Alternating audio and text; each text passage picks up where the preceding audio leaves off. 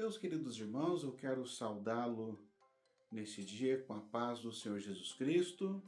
Chegamos a mais uma aula da nossa Escola Bíblica Dominical.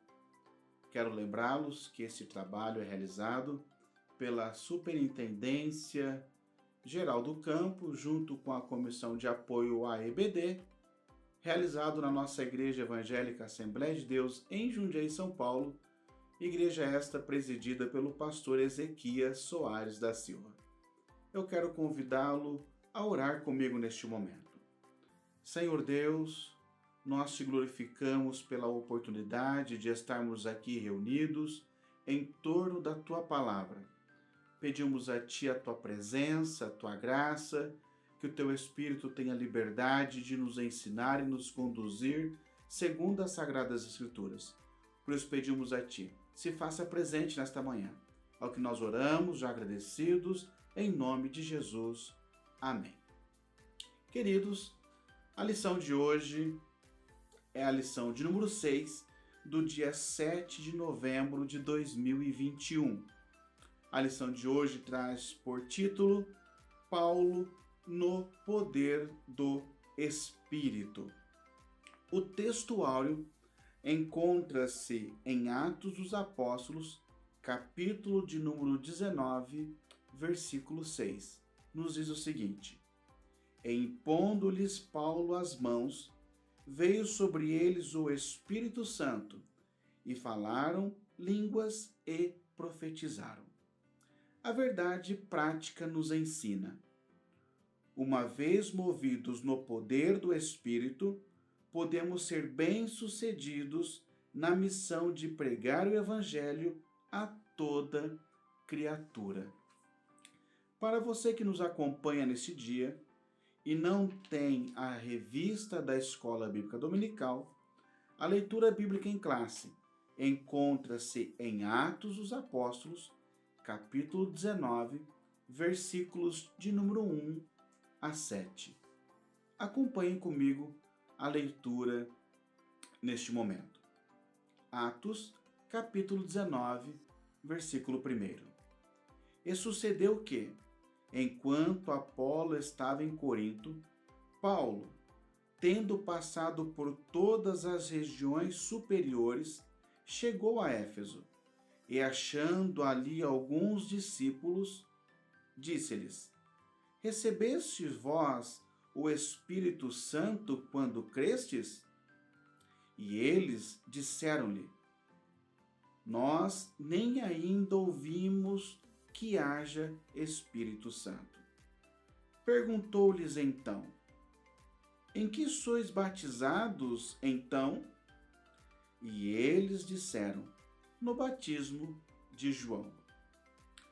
Mas Paulo disse: Certamente João batizou com o batismo do arrependimento, dizendo ao povo que cresce no que após ele havia de vir, isto é, em Jesus Cristo. E aos que ouviram foram batizados em nome do Senhor Jesus. Impondo-lhes Paulo as mãos, veio sobre eles o Espírito Santo, e falaram línguas e profetizaram. E estes eram, ao todo, uns 12 varões. Que leitura maravilhosa! Como nós temos dito, queridos irmãos, caso os irmãos tenham alguma dúvida quanto à lição que será ensinada neste dia, você pode deixar no chat a sua pergunta e, permitindo o bom Deus, nós estaremos respondendo na próxima aula.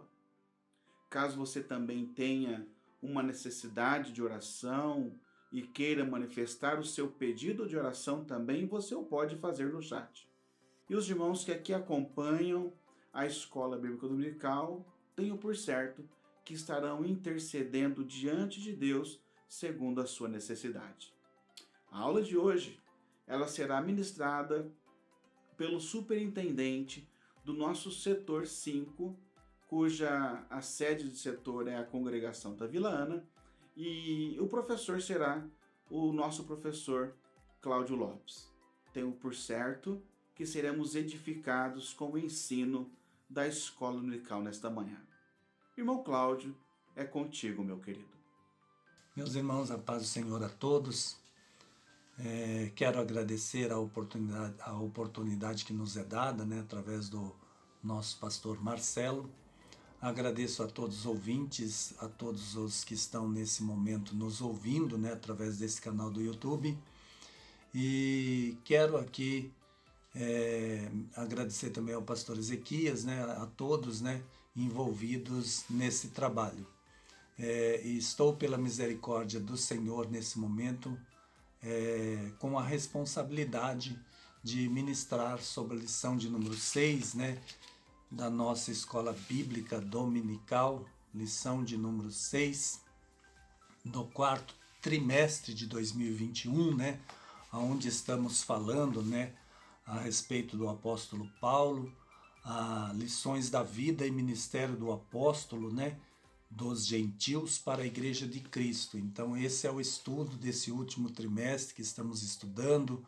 Já estudamos várias lições, que falaram a respeito da conversão, falaram a respeito da perseguição. Falamos na última aula sobre a pregação de Paulo, Cristo crucificado. Enfim, nós aprendemos muito nesse trimestre, um pouco mais sobre o apóstolo Paulo. E nessa lição nós vamos ver então sobre ele pregando o Evangelho através do poder do Espírito Santo. Já logo no primeiro tópico ele diz, pregando a Cristo no poder do Espírito.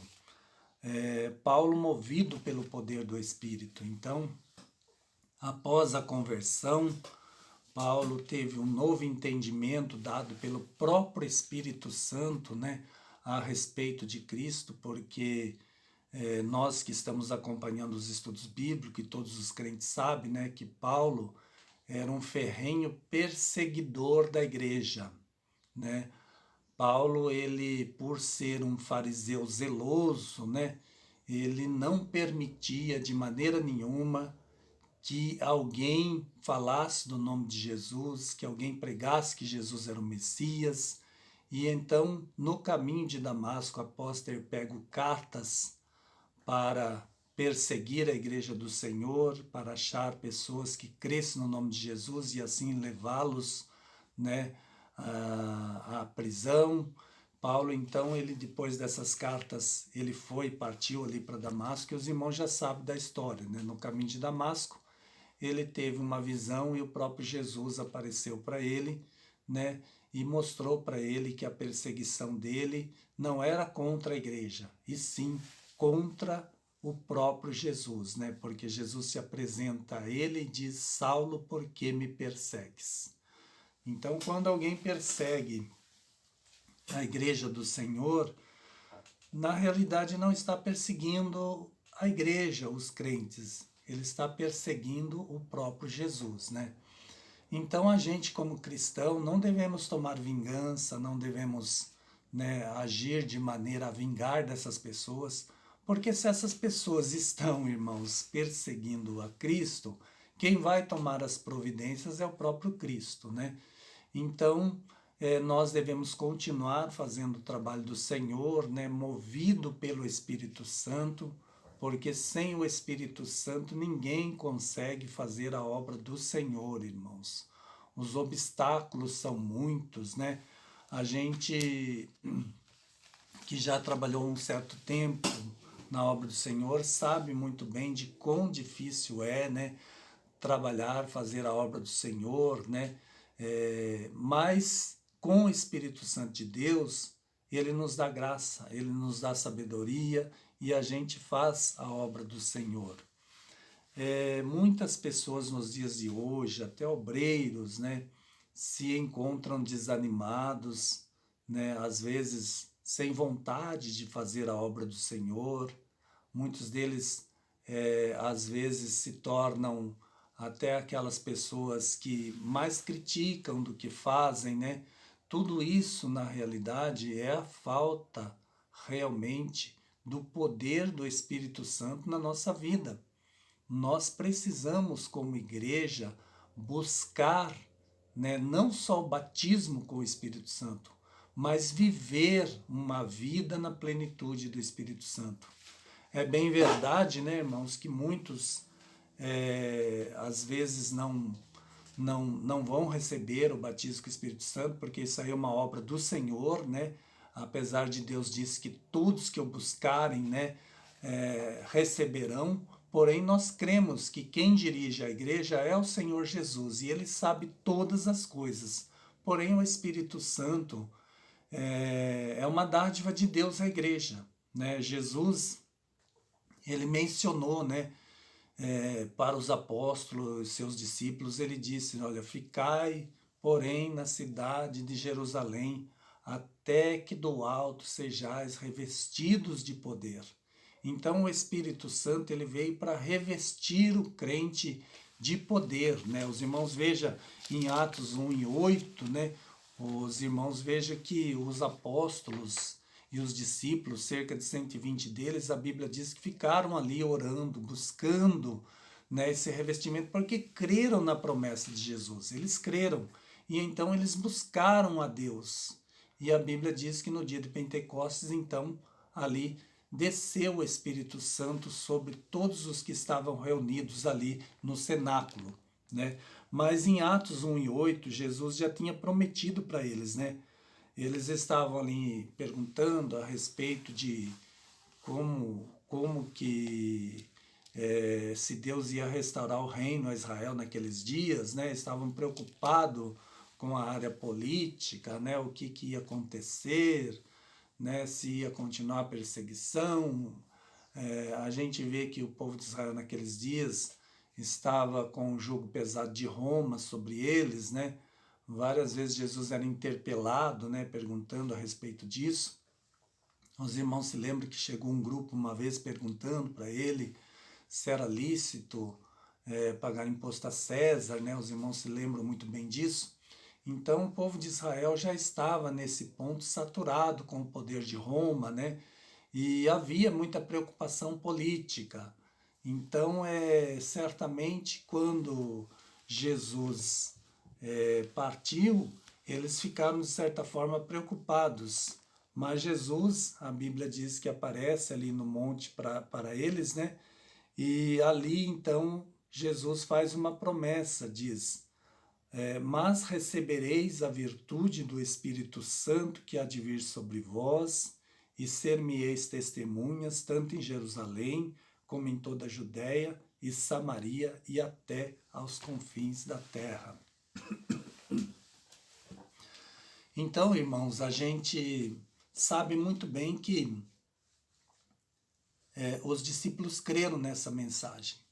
E eles então foram lá orar, buscando a Deus em Jerusalém, ali no cenáculo, e ali então eles receberam o batismo no Espírito Santo. A Bíblia diz bem claro ali que desceu sobre eles línguas repartidas como que de fogo, e pousaram sobre cada um deles, né? Primeiro veio um vento, perdão, irmãos, veio um vento veemente, né? Que sobre eles, né? E um som, né? Como que, aliás, veio primeiro um som como de um vento, né? Veemente, né? E foram vistos depois línguas repartidas como de fogo. Ali foi a primeira descida do Espírito Santo de forma plena, né? E então eles começaram a falar noutras línguas, conforme o Espírito Santo concedia que eles falassem. Então a Bíblia deixa claro, né, que eles então, ali aqueles primeiros discípulos, foram revestidos do poder de Deus. E a igreja nos dias de hoje não pode abrir mão disso. A igreja tem que realmente buscar, né, o fervor espiritual. A igreja tem que buscar novamente, né, o poder do Espírito Santo na vida. Porque só assim, irmãos, é que a igreja crescerá. A igreja, ela não cresce apenas por recursos humanos. É verdade que alguns recursos humanos são importantes para a igreja, né? Estudos e tudo mais, e diplomas e coisa e tal. mas isso só vai ajudar. De maneira nenhuma nós podemos substituir a ação do Espírito Santo por essas coisas, né? De maneira nenhuma podemos substituir. A igreja sem o Espírito Santo, ela não passa, né, de uma organização filosófica, uma organização que prega uma teoria, mas jamais vamos dizer que ela pode ser considerada igreja do Senhor, porque a igreja do Senhor, ela tem que estar revestida do Espírito Santo para fazer a obra do Senhor. É muito importante que haja sinais, que haja maravilhas, né?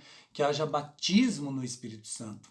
Não é à toa que estamos aqui no campo de Jundiaí com uma campanha sobre, né, a busca pelo batismo do Espírito Santo. E os irmãos que não são batizados devem aderir a essa campanha, né, e buscar o fervor do Espírito Santo, buscar o batismo no Espírito Santo. Quem já é batizado pode muito bem estar buscando também os dons do Espírito, né, para que possa fazer a obra do Senhor com excelência. Nós precisamos, igreja, dar o melhor para Jesus, né? Ele merece todo o nosso louvor, toda a nossa glória, toda a glória pertence a Ele, né? Nós precisamos dar, então, a Ele todo o louvor que é merecido. No tópico de número 1 e o subtópico de número 2 da lição, aqui fala do caminho da pregação de Paulo, né? Aqui o autor diz assim que depois do estágio no deserto da Arábia por 3 anos, Paulo voltou a Damasco e daí foi para Jerusalém. Como já estudamos nas outras lições, né, irmãos, Paulo, ele após sua conversão, ele ficou alguns dias ali em Damasco, ali ele pregou, né, sobre que Jesus era o Filho de Deus, né? E ali em Damasco, não sabemos exatamente quantos dias ficou ali, né? E depois ele foi para o deserto da Arábia, conforme estudamos já em outra lição. Ele no deserto ali, ele teve que meditar sobre muitas coisas. A conversão de Paulo não foi uma conversão comum, né? Ele era um conhecedor da lei, né? De forma muito clara, a lei antes da conversão estava em sua memória e ele zelava, né, pelo cumprimento da lei. E agora que Jesus se revelou a ele, né, o que ele ia fazer com a lei, como seria dali para frente, como que ele pregaria, né, como que ele enfrentaria os seus amigos, os seus irmãos na fé, né, que eram outros fariseus.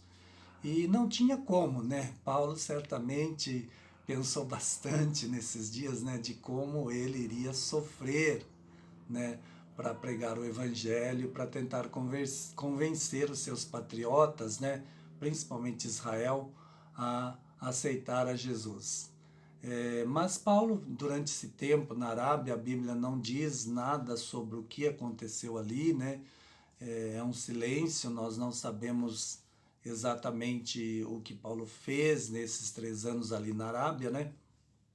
Mas no deserto ali certamente serviu para Paulo como uma lição, né? E ele aprendeu muitas coisas ali.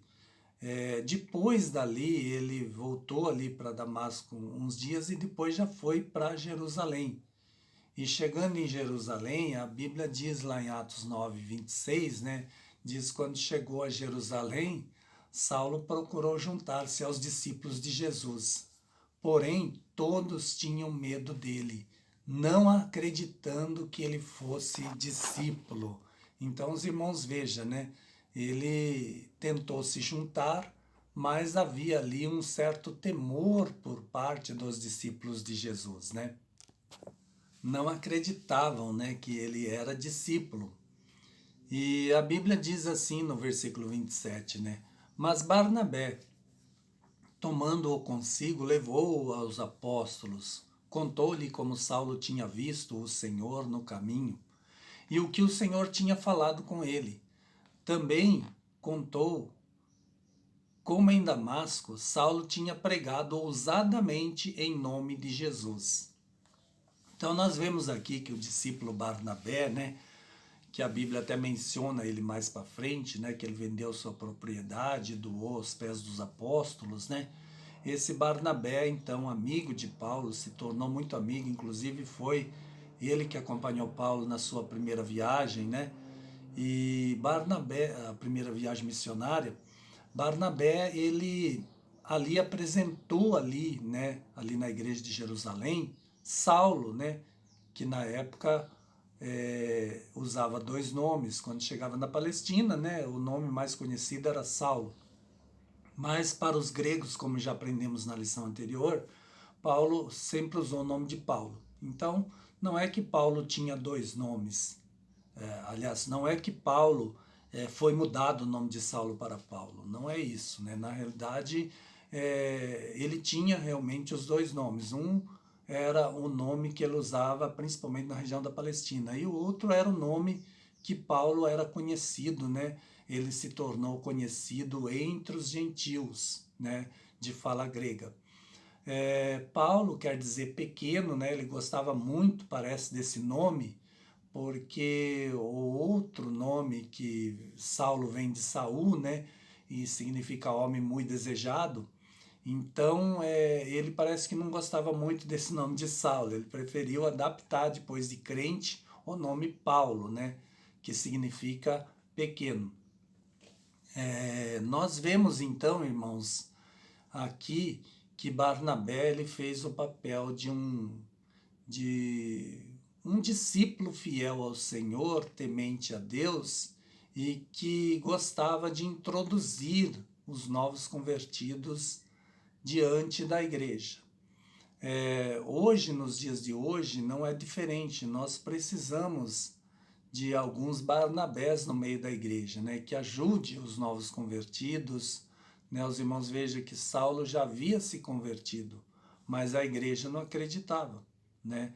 E até a cúpula da igreja, porque ali em Jerusalém estava ali Pedro, Tiago e João, né, homens de muita autoridade no meio da igreja naqueles dias, porque foram pessoas que durante 3 anos e meio ali estiveram com Jesus, aprenderam muito diretamente do mestre, né? Então eles se tornaram as colunas da igreja. A Bíblia menciona eles como colunas da igreja de Jerusalém.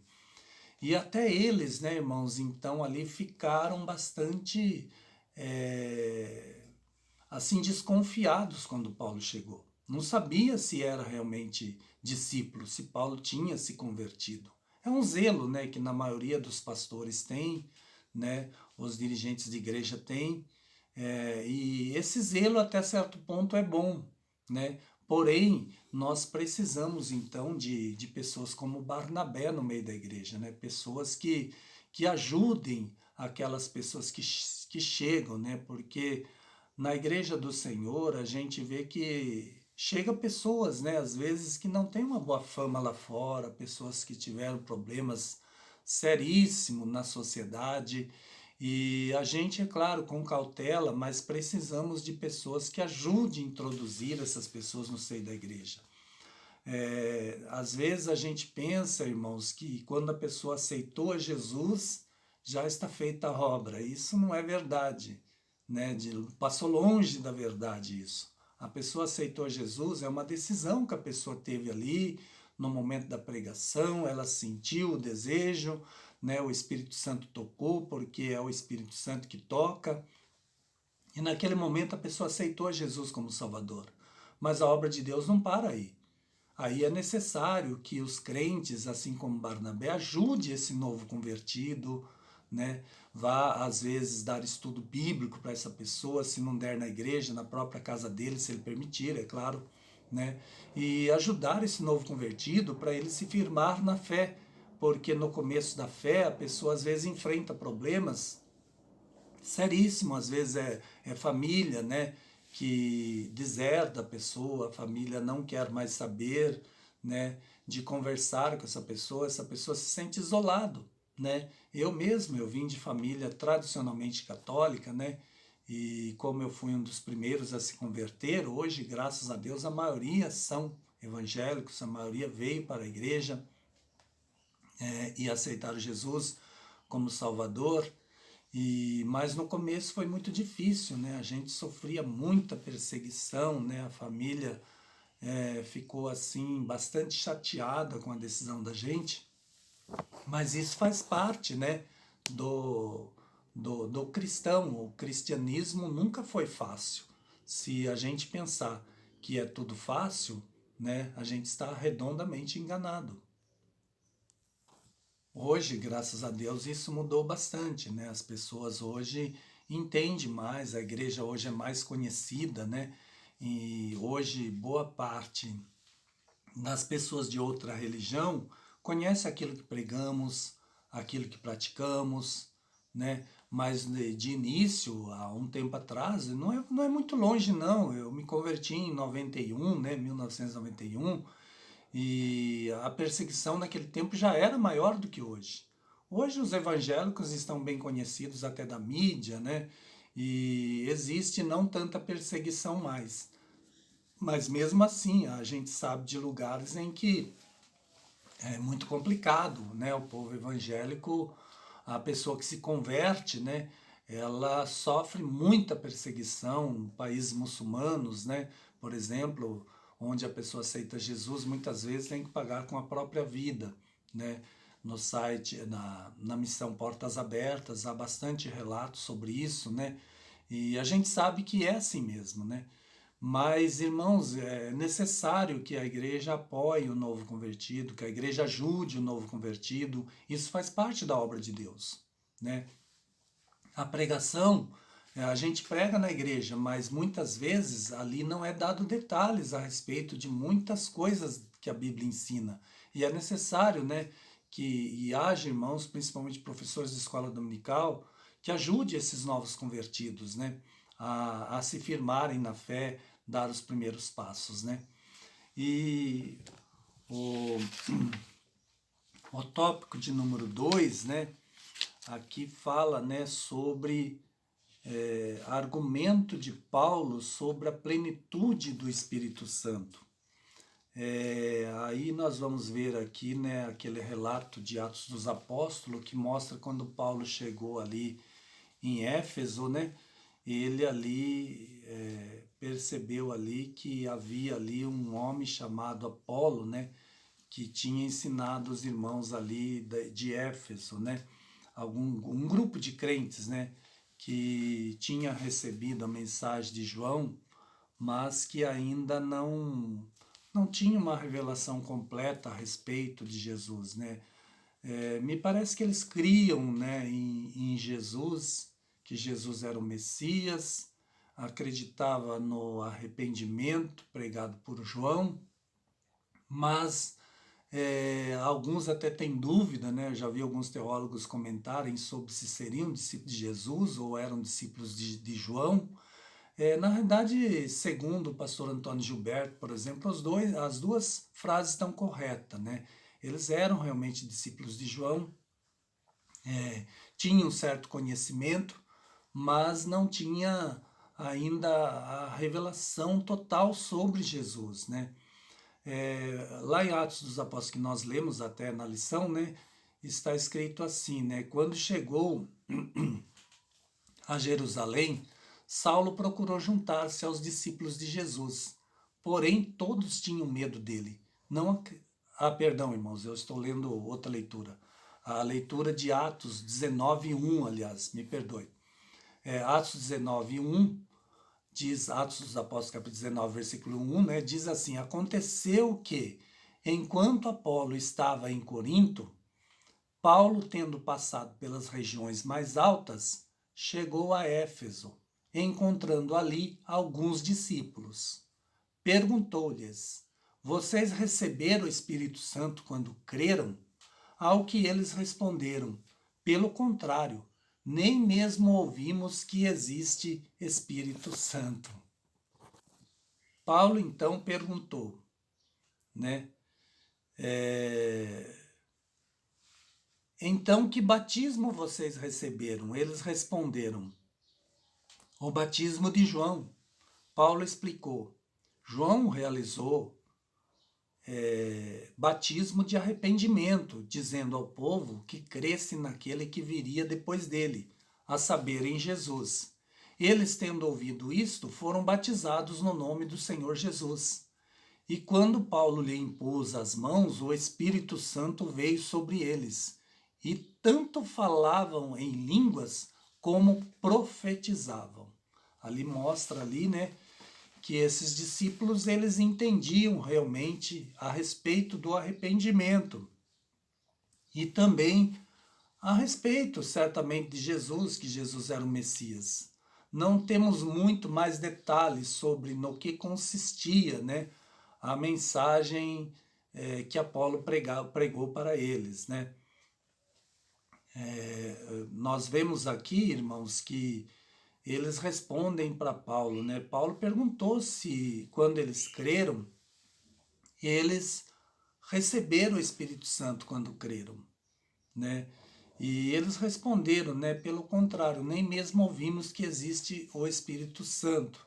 De acordo com o pastor Antônio Gilberto, não é que eles não conheciam o Espírito Santo, né? Porque o Espírito Santo está nas Escrituras Sagradas, né? O Espírito Santo, o próprio João Batista falou, né, que Jesus batizaria com o Espírito Santo, e não cremos que eles nunca ouviram, né, a respeito do Espírito Santo. Não é isso que a frase, segundo Antônio Gilberto, quer dizer, mas sim que eles não sabiam que o Espírito Santo já estava sendo derramado de uma forma plena nos discípulos, né? Talvez eles não sabiam ali do testemunho, por exemplo, de Atos dos Apóstolos, né? Que fala que o Espírito Santo desceu ali no capítulo de número 2, né? Talvez eles não conheciam exatamente esse testemunho, né? Ainda dos apóstolos. Então Paulo explicou melhor para eles, né? Que realmente Jesus certamente batizava com o Espírito Santo, bastava eles crer, né? E Paulo batizou aqueles crentes nas águas, né? E após batizar nas águas, Paulo impôs as mãos sobre eles, e eles, a Bíblia diz, quando Paulo impôs as mãos, o Espírito Santo veio sobre eles, né? E tanto falavam em línguas como profetizavam. Aqui nós vemos que muitos pregam que quando a pessoa se converte, ela recebe o Espírito Santo e que não precisa, né, desse revestimento que a gente chama de batismo no Espírito Santo. Mas não é o que a gente vê na Bíblia, né? Eles realmente já creram ali, de certa forma, em Jesus, né? Até se batizaram, mas o Espírito Santo não havia descido ainda de forma plena, que a gente chama de o batismo no Espírito Santo. E como é que se percebe que a pessoa recebeu o batismo no Espírito Santo? Ora, a Bíblia deixa bem claro, todas as vezes que a pessoa era batizada no Espírito Santo, a pessoa geralmente falava em línguas e às vezes até profetizavam. E é isso que a igreja pentecostal prega nos dias de hoje, né? Que a pessoa, após se converter ao Senhor, o primeiro passo é se converter. Não tem como a pessoa receber o batismo no Espírito Santo sem antes ter aceitado Jesus como Salvador. Né? Aqui nós vemos, por exemplo, era essa a questão. Né? Eles não tinham crido em Jesus conforme as Escrituras. Porque o próprio Jesus disse, né? Quem crer em mim segundo as Escrituras, isso é, conforme as Escrituras, rios de água viva correrão no seu ventre. E Jesus estava falando exatamente do Espírito Santo, né? Sobre esse rio que inunda, né? E a pessoa, no momento, a pessoa não perde de maneira nenhuma a noção. A pessoa não fica como muitos pensam, né? Fica no momento sem cérebro, sem direção, sem saber nem o que está falando, né? Isso quem fala são os ímpios, pessoas que não têm compreensão. Não, a pessoa fica consciente, a pessoa não perde a consciência. Porém, a pessoa fica ali tão cheia que a pessoa realmente começa a falar em línguas estranhas, né? E começa muitas vezes a profetizar. Isso aconteceu comigo, né? Na minha conversão, eu estava ali na igreja do Vianello, né, numa festividade de jovens, e a gente viu quem estava pregando era até o pastor Welber dos Santos, os irmãos conhecem muito bem ele, né? Naquele tempo ele vinha já para Jundiaí, isso em 1991, né? E minha esposa era afastada dos caminhos do Senhor, né? E ela ali ouvindo a pregação do pastor Welber, eu me lembro até hoje, né? Que a pregação dele foi sobre João, né? E quando, acho que é 7:53, se eu não me engano, né? Eu posso estar enganado, mas que Jesus disse: quem tem sede, vem a mim e beba, porque quem crê em mim, conforme as Escrituras, rios da água viva correrão no seu ventre. E a minha esposa, ouvindo aquela pregação, começou a sentir, né, um remorso, começou a sentir o arrependimento na sua vida, e ali ela creu, né, na pregação, no Jesus que o pastor Welber pregava naquela noite. E no que ela creu, irmãos, ela já começou a falar em línguas estranhas e começou a profetizar. Então, irmãos, ainda Jesus continua derramando o poder do Espírito Santo, né? Apesar de ser em 1991, isso não faz muito tempo, mas é comum, né, Jesus batizar com o Espírito Santo. Quando a pessoa se arrepende dos seus pecados, geralmente, quando é o arrependimento sincero, então Jesus, ele batiza aquela pessoa com o Espírito Santo, né? Deus ainda é o mesmo. O apóstolo Pedro disse: a promessa diz respeito a vós, a vossos filhos, a tanto quanto o Senhor, quanto o nosso Senhor chamar, né? Quantos o nosso Senhor chamar, né? Então, não foi cessado, né, o batismo no Espírito Santo. Quem prega que o batismo com o Espírito Santo não acontece mais, que o falar em línguas cessou, a pessoa não sabe o que está falando, né? A Escritura deixa claro: a pessoa que ler a Bíblia jamais chegará ao entendimento desse, né? A pessoa que tiver o intento de ler a Bíblia e entender, jamais chega a um entendimento de que, né, o batismo com o Espírito Santo, né, cessou e o falar em língua cessou. Jamais, né? A pessoa jamais vai compreender dessa forma. Pelo menos na Bíblia não há menção.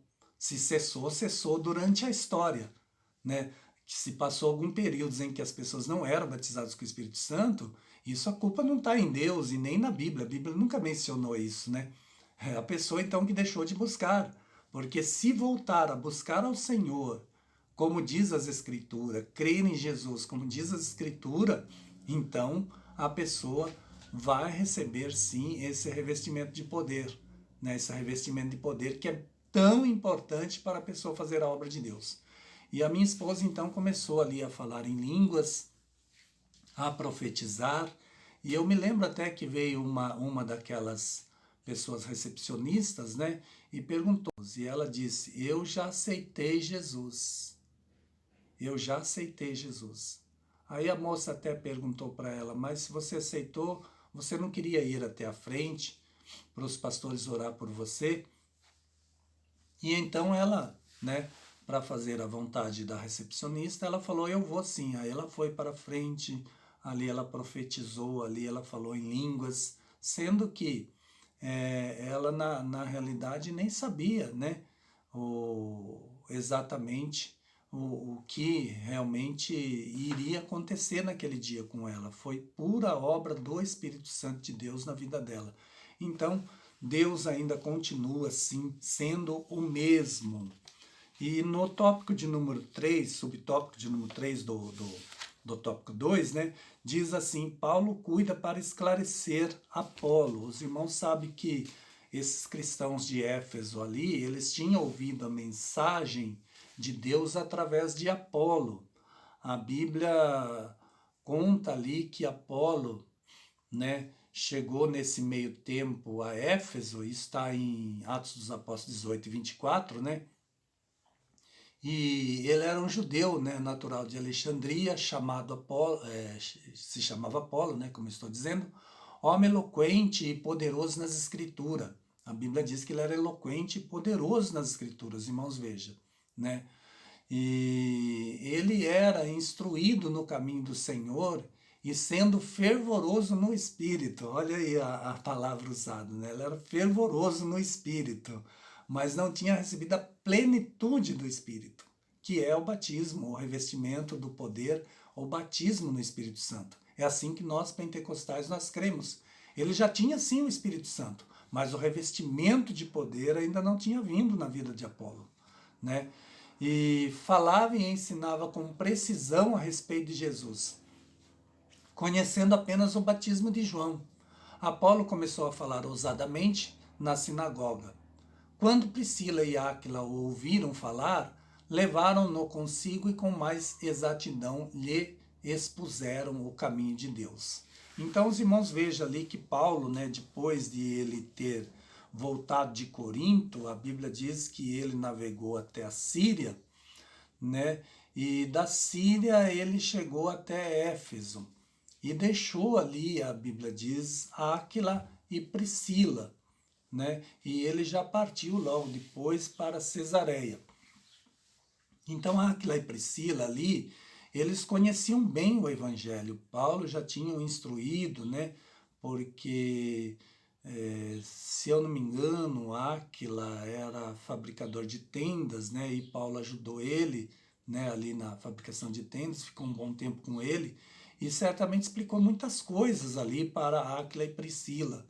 E Áquila e Priscila, então, conheciam bem a mensagem do Evangelho. E quando viram Paulo pregando, perceberam que alguma coisa não estava tão bem, né? Ele não estava ali com toda a revelação. Precisaria de uma certa ajuda. Apolo não era um herege, irmãos, longe disso. Paulo era um homem...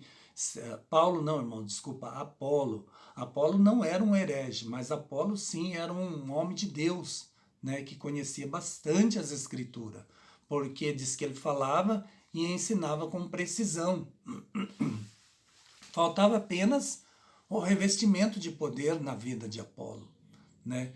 Quando Priscila e Áquila ouviram, então foram lá, né, conversaram com Apolo, e aí está uma diferença, né, irmãos, entre um herege, uma pessoa que prega heresia, e uma pessoa justa, o crente fiel a Deus, que às vezes erra por falta de conhecimento, né? É diferente, porque o herege dificilmente ele volta atrás, né, daquilo que ele prega. A gente vê tantas mensagens hereges, principalmente nos canais de hereges, né, principalmente nos canais do YouTube, enfim, nas plataformas digitais, a gente vê muita pregação que não condiz com as Escrituras, né? Porém, quem realmente conhece a palavra de Deus e às vezes por algum erro prega alguma coisa errada, ele está sempre suscetível, né, a se arrumar, realmente quando chega alguém que entende mais do que ele procura compreender. Isso é uma atitude nobre, né, de um pregador, de um cristão autêntico, né? Se todos fossem que nem Apolo, nós não teríamos tantas divisões no meio evangélico, né? Mas infelizmente muitos são pessoas arrogantes, né, que chegam, falam o que querem, né, complica todo um rebanho e depois, se for tentar corrigir, ainda essa pessoa tem essa pessoa que está tentando corrigi-lo como um inimigo, infelizmente, né? Mas o cristão que realmente aceitou Jesus como Salvador, que é movido pelo Espírito Santo, ele sabe que ele é suscetível de erro. Irmãos, ninguém é perfeito, né? Eu me lembro quando o pastor Severino deu um testemunho uma vez no púlpito, né? E ele contando como foi a chamada dele para dirigir a primeira igreja, né? O pastor Severino, ele disse que o pastor Eliseu ligou para ele, Eliseu Queiroz de Souza, né? Homem de Deus, ligou para ele e falou para ele dirigir, se eu não me engano, era o Medeiros na época. E quando ligou para ele, o Severino disse para ele, né? Pastor Eliseu, mas eu não sou capaz, eu não vou dirigir porque eu não sou capaz de dirigir uma congregação. Aí diz que o pastor Eliseu falou para ele, e quem é? Então, os irmãos, vejam, né? É uma frase curta, o pastor Eliseu é um homem muito sábio, né? Mas que realmente é a pura realidade. Ninguém faz a obra do Senhor porque, né, é uma pessoa, né, infalível, uma pessoa perfeita, né, e que só prega a perfeição. Não, irmãos, a gente faz, né, de acordo com o que Deus nos revela, né? O Espírito Santo nos ajuda, mas ninguém aqui é infalível. Todos nós, né, temos as nossas fragilidades, e a igreja do Senhor, ela não vive numa ilha, né, isolada, onde não está suscetível, né, a erros. Então nós precisamos sempre estarmos atentos nisso, né? Não é feito por super-homens a obra de Deus, não. Não é feita por super-homens. A obra de Deus é feita por homens comuns. O apóstolo Tiago até diz, né, que Elias tinha as mesmas paixões que nós, e orando para que não houvesse chuva, durante 3 anos e meio não houve chuva. E orou novamente para que a chuva descesse, e a chuva desceu. Mas Tiago deixa claro que ele era um homem segundo e tinha as mesmas paixões que nós. Quer dizer, não é homens perfeitos, mas são homens que resolveram deixar Deus usá-los, né? Assim eu acredito que as pessoas que se atrevem, né, a fazer a obra de Deus são pessoas que realmente decidiram deixar Deus usá-la. Então aproveite, você que está nos assistindo, deixa Deus te usar, né? Se envolva com a obra de Deus, faça a obra de Deus, porque esse é o melhor depósito que um homem pode fazer, né? É se dedicar à obra de Deus. Depois aqui o comentarista fala sobre a fonte do ensino de Paulo, né, sobre o Espírito Santo aos Efésios, né? A fonte do ensino de Paulo, em primeiro lugar, né, era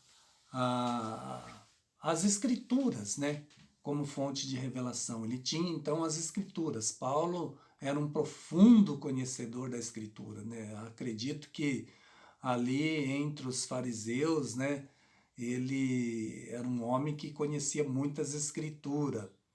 Mas o conhecimento de Paulo não o levou de maneira nenhuma a ter a revelação completa da parte de Deus sobre as Escrituras.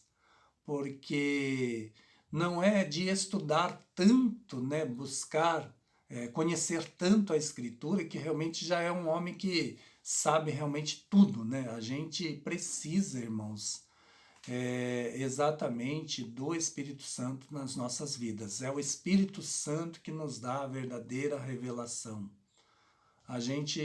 Quando a gente lê as Escrituras sem a ajuda do Espírito Santo, é como ler um livro qualquer.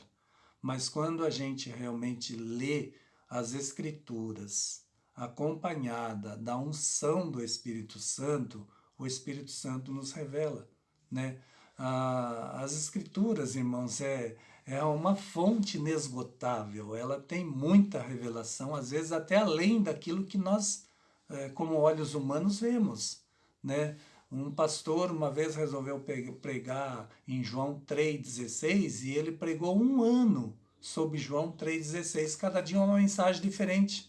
E é assim, os irmãos podem ver, né? Vem uma pessoa na congregação, prega sobre determinado versículo, e aí a gente sente a unção de Deus, Deus abençoa, a gente realmente se torna uma pessoa, a gente realmente percebe que a pessoa teve a revelação do Espírito para pregar sobre aquilo, mas depois passa alguns meses, ou às vezes alguns dias, né? E vem outra pessoa e prega sobre aquele mesmo versículo, mas já tem outras revelações, e é incrível que as outras revelações não contradiz a primeira revelação do outro pregador. Os irmãos estão entendendo? É uma coisa, é uma fonte assim que é só Deus realmente que pode dar à pessoa essa revelação das Escrituras. Os irmãos, veja, é uma coisa que deixa qualquer um perplexo. Por exemplo, Paulo, ele não pregou sobre Isaías 53. Paulo não conhecia Isaías 53, por exemplo, onde ali o profeta inspirado pelo Espírito Santo fala sobre o sofrimento, né, do Messias. Ele não fala ali, não está bem claro ali. Eu pergunto quantas vezes os judeus leram aquilo, quantas vezes o próprio Paulo leu aquilo e jamais, aí depois aquilo se cumpriu em Jesus, né? A gente vê literalmente que o que está escrito no capítulo 53 de Isaías foi exatamente o que aconteceu com Jesus. Mas eles não compreenderam isso, eles liam aquilo, Jesus veio, aconteceu tudo aquilo e eles não perceberam, os fariseus principalmente, e Paulo era um fariseu, né? Ele conhecia as escrituras bastante, mas não compreendia, né, as escrituras da maneira que era para se compreender, porque a verdadeira compreensão das escrituras só vem através da unção do Espírito Santo na vida do crente. Nós dependemos muito da unção do Espírito Santo nas nossas vidas.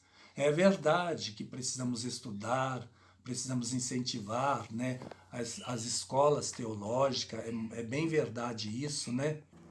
Mas de maneira nenhuma nós podemos, né, dizer que basta somente isso. De maneira nenhuma, né, não basta somente os estudos contínuos. Isso é muito bom, não estou aqui de maneira nenhuma, irmãos, tirando, né, o mérito de se estudar, né, de ter realmente um empenho, né, empenho em estudar a palavra de Deus. Não é isso que estou dizendo. É preciso fazer tudo isso, mas sem jamais tirar o Espírito Santo como o verdadeiro interpretador das Escrituras para nós, né? Porque o Espírito Santo é ele que faz tudo, né? Nós apenas somos servos de Deus e como servos devemos estudar a Bíblia. Porém, a obra quem realmente faz é o Espírito Santo. Que Deus possa nos dar graça, né? A outra fonte de revelação do apóstolo Paulo, né, era realmente a experiência vivida pelos apóstolos no dia de Pentecostes. Certamente, como eu já disse, né, no dia de Pentecostes, né, os apóstolos sempre mencionavam, né, aquele dia que eles viram aquilo. Isso não foi uma visão, irmãos. Eles viram literalmente aquelas línguas repartidas como que de fogo, viram as pessoas falando em línguas, né? E depois viram também, presenciaram outros lugares, né, que as pessoas falaram em línguas estranhas. Não quero entrar no mérito, porque não tem nem tempo para isso, né, sobre alguns que dizem que a língua estranha não existe na Bíblia e inventam algumas coisas, né, para negar a existência do batismo no Espírito Santo. Eu não quero entrar porque nosso tempo já está aqui esgotando, né, e eu já quero passar logo ao pastor Marcelo.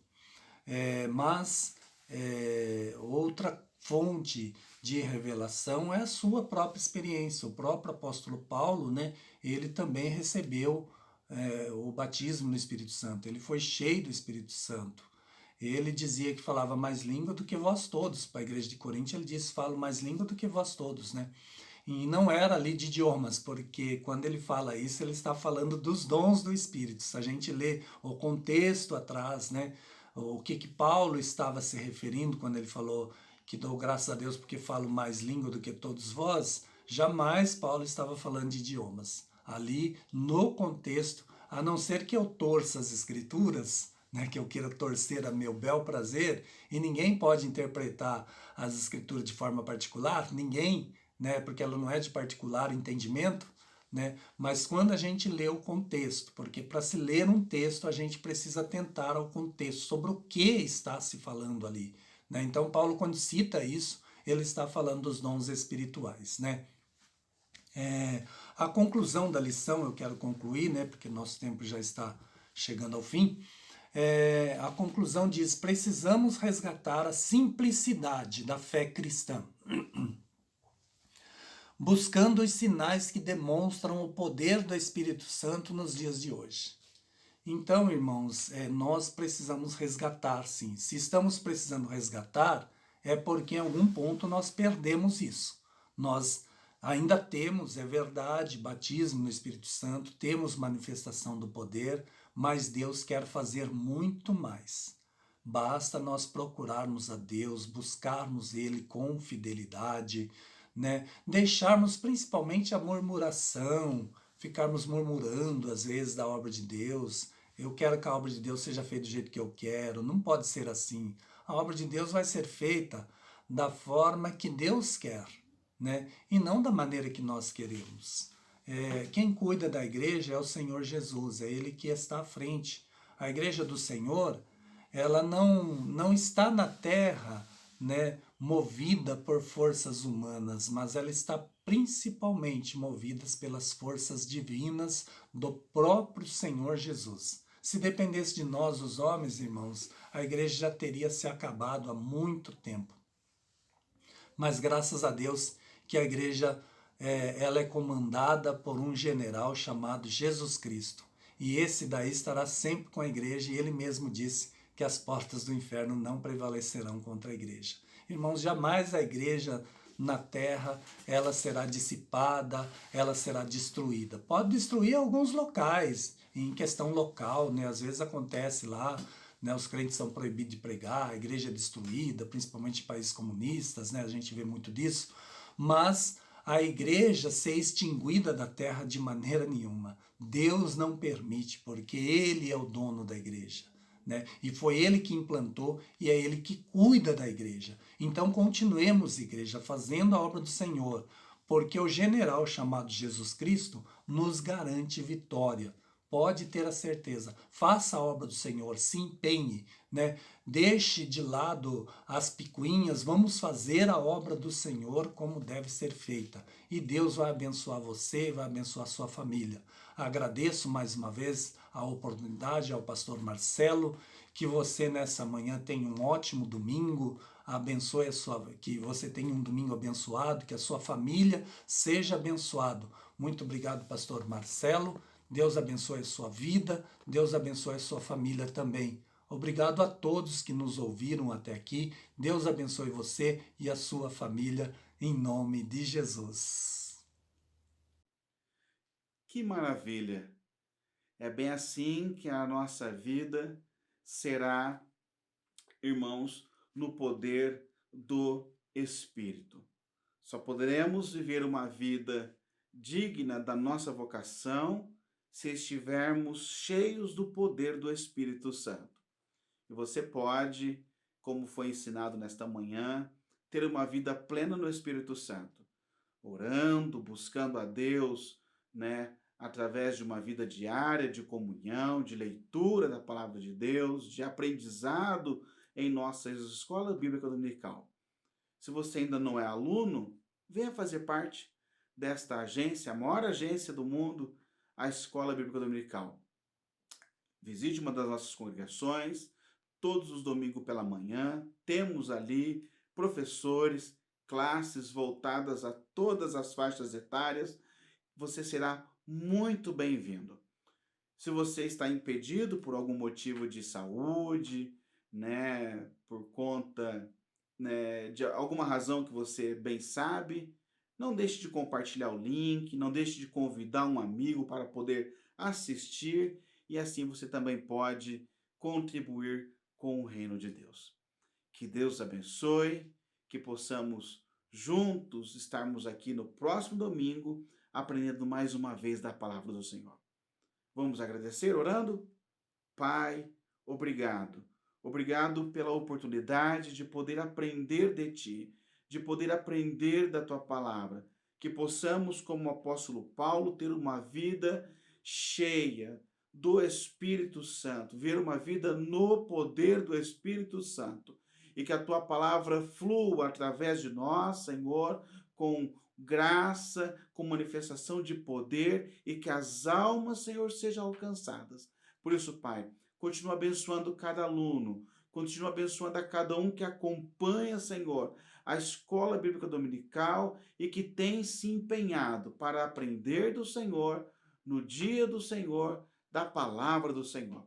Por isso nós oramos agradecidos em nome de Jesus Cristo, o Teu Filho amado. Amém. Que a graça do Senhor Jesus Cristo, o amor de Deus, a comunhão do Espírito Santo seja com cada um de vós, não somente agora, mas para todo sempre. Amém. Até o próximo domingo.